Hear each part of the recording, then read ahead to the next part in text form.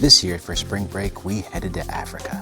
After spending a few days in Laikipia and El Pacheta, and then moving on to the Maasai Mara, we've now arrived at Amboseli National Park. On Tuesday morning, we hopped in a Land Cruiser safari van. They all seem to be Land Cruisers, and headed south towards Amboseli. The drive from Nairobi to Amboseli is about 4 hours best case, and that's about what it took us. As we approached, we could see Mount Kilimanjaro peeking out shyly from behind the clouds, but never quite appearing.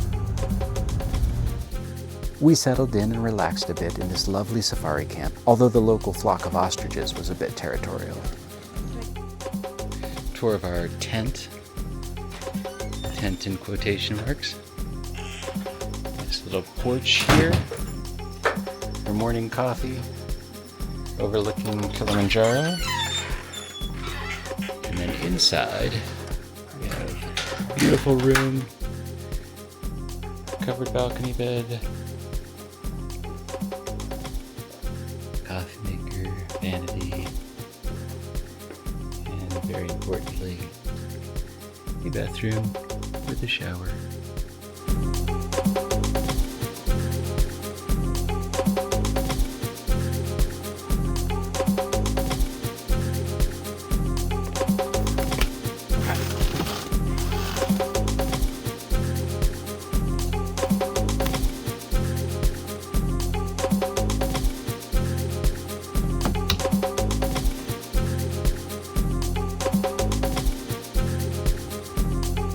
Then it was time to get back in the truck for our evening safari. Our timing could not have been better. We were just in time to catch the families of elephants traveling in groups from the swamps to higher grazing ground for the night.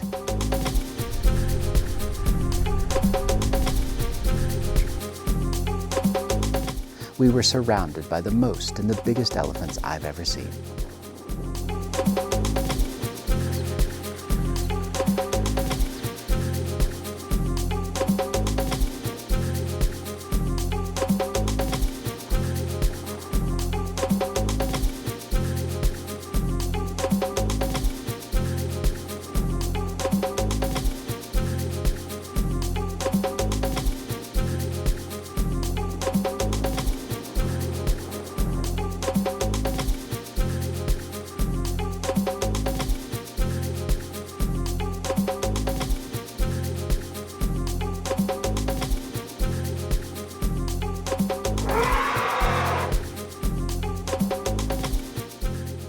Not only that, but the skies cleared above Kilimanjaro and we had an incredible view of the mountain.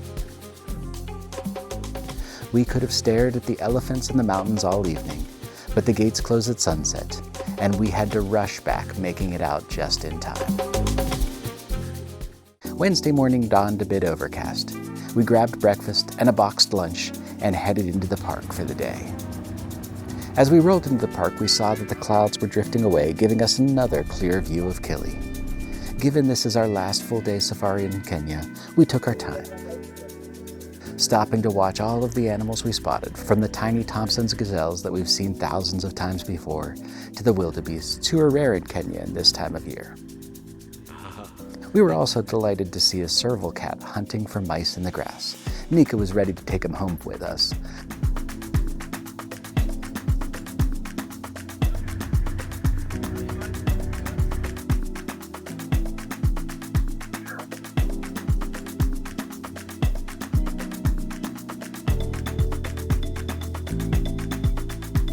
Amboseli is somehow simultaneously dusty and saturated at this time during the long rains. It's full of swamps and dry grassland. That contrast means it's full of birds, but not nearly as many animals this time of year as we've seen in other parks.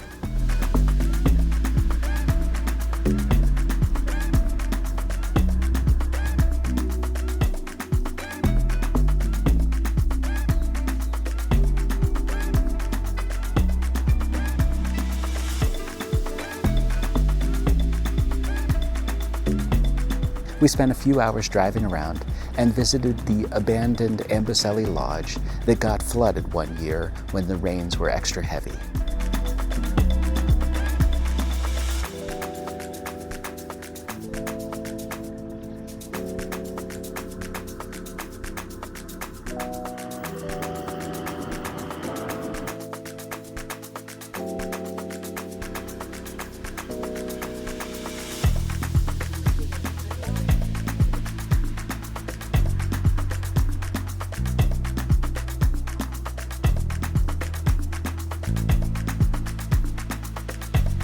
Then we hiked up Lookout Rock for a picnic lunch.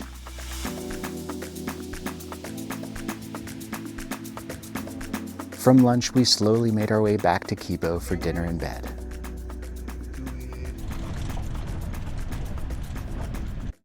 On Thursday, we'll hop in the safari van and head back north to Nairobi, bringing this section of the trip to a close.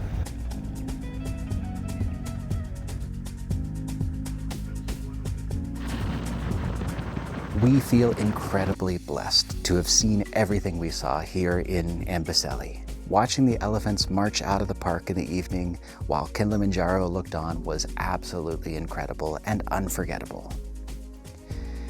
Amboseli is a national park here in Kenya, and I can clearly see why. It is stunning. But that awesome beauty comes with consequences. It's one of the more crowded parks, and because it's so crowded, the rules are strictly enforced. While we were able to off-road in both Old Pajeta and Maasai Mara, and we lived off the roads in Laikipia, here in Amboseli, we had to stay pretty strictly on the roads. There are fewer animals this time of year, and that was a little bit disappointing as well. Having said that, Amboseli was still worth it, both for the elephants and for the incredible views. Next up, we're heading to Nairobi, but that's a story for our next video.